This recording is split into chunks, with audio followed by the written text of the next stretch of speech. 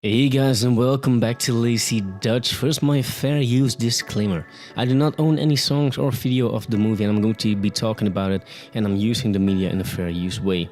This video is just to analyze the movie and to discuss and review it.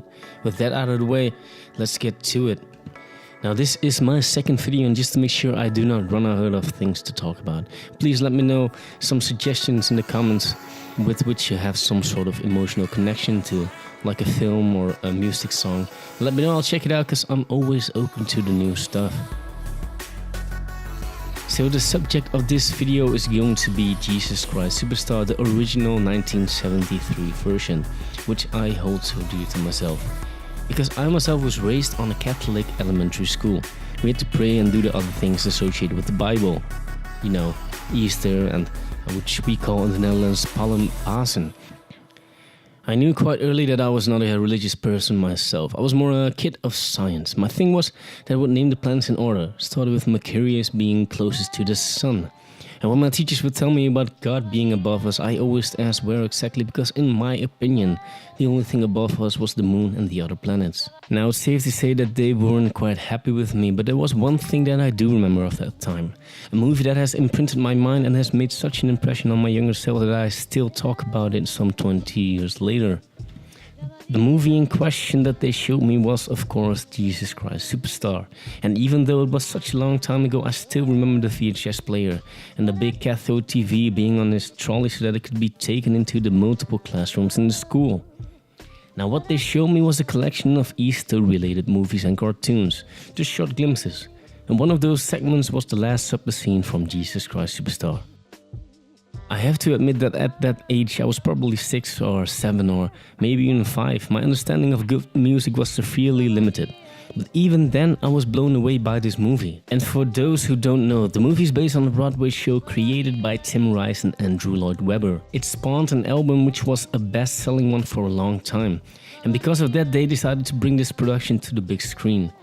It stirred up a lot of controversy at the time, especially when the movie came out and they cast an African American in the Judas role, which was unheard of at the time. But let's go back to when I was sitting in front of the big TV.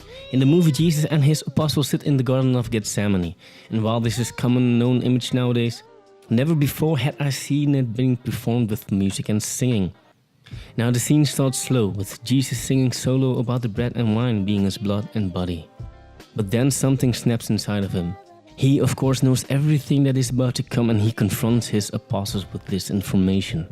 Tension rises, and first Peter hears that he will deny knowing Jesus for 3 times, in which in turn he says that he would never do.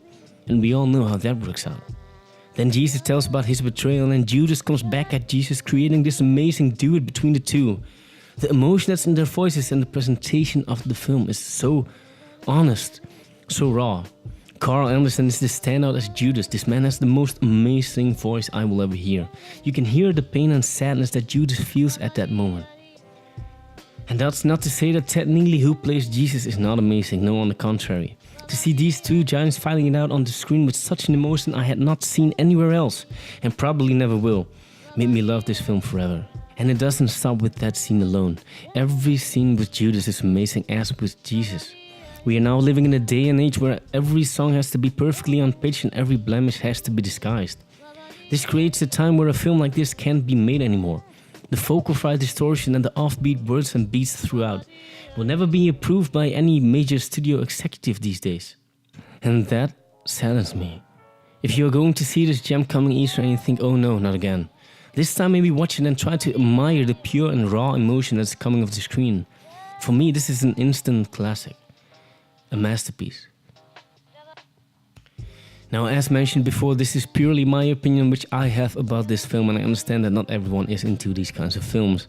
Now, even though I am a non-believer, I still respect and appreciate the wonderful music production and even the story it tries to tell. Now, if you have a different opinion or you would like to add something, please share it with me in the comments. And if you know of any different musical that has moved you as much as this one did to me, also let me know.